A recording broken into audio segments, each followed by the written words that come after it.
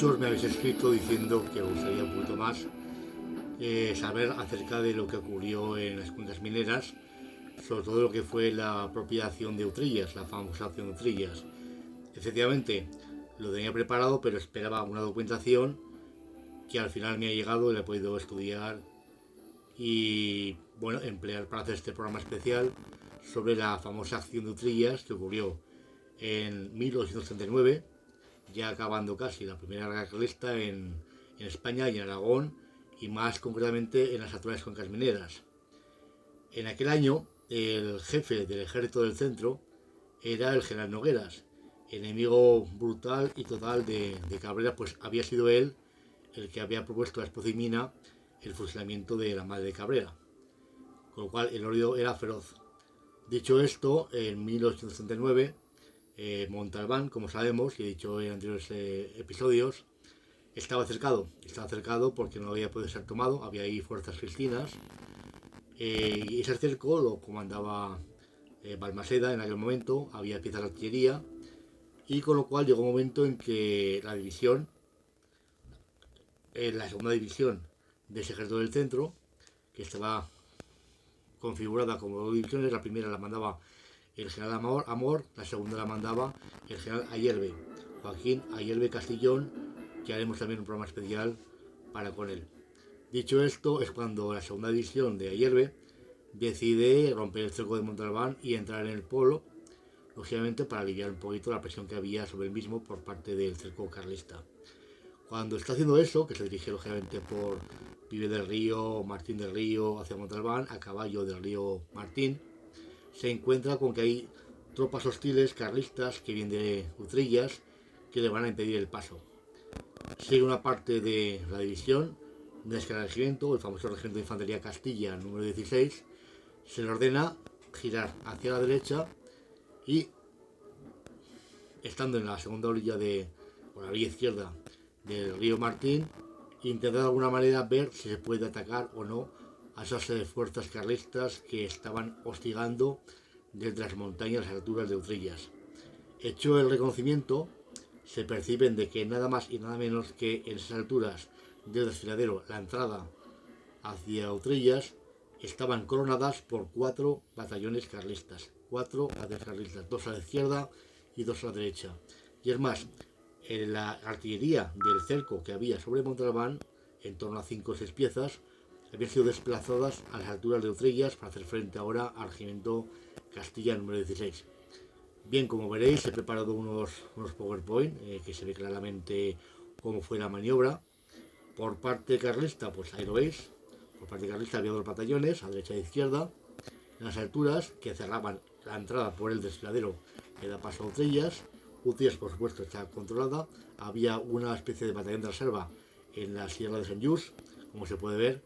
y tenían en Camarillas un hospital para de alguna manera poder apoyar desde el punto sanitario a las tropas carlistas. No obstante lo anterior, como veis, a la izquierda del flanco carlista, a su izquierda, había también una especie como de fuerzas de reserva comandadas por el propio Cabrera, que eran unas fuerzas de reacción. Bien dicho esto, las fuerzas cristinas, el regimiento de infantería Castilla número 16, visto esto, por ejemplo, despliega en la orilla izquierda del río Martín los 2 batallones. Al frente de cada batallón hay una compañía de cazadores y también es apoyado por escuadrones de caballería. Dicho esto, son bombardeados desde las alturas ya por la artillería carlista y a caballo de ello deciden iniciar el avance.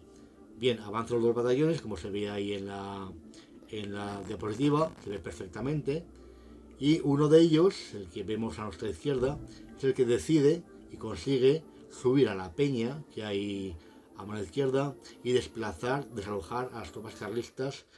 que sin solución de continuidad se desplazan y se retiran hacia Utrillas. Con lo cual la parte izquierda ya estaba ocupada y quedaba por ocupar la parte derecha. La parte derecha, que era la más complicada lógicamente, pues lo que hacen los batallones cristinos, una vez que ya llegan a la altura